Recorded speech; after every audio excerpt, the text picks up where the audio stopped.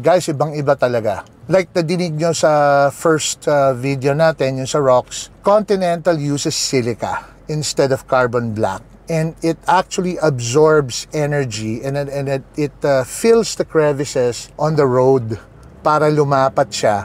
And yung mga maliliit na vibration sa kalsada, hindi nyo na mararamdaman. And this is ito, dadaanan natin. There's a area here where merong parang hazard bumps, no? May parang hazard bump siya. Ito, dito, usually matagtag eh. But hindi nyo na mararamdaman masyado yung tagtag. Yan, no? No? Wala, oh. Maingay lang talaga yung upuan sa likod, lumalangit-ngit. Ano kung bakit eh. Ayun, no? Ito mo? Direct? Dati, kailangan mo ng chiropractor pag dumaan ka ron eh. Nawala yung gas. Nawala, no?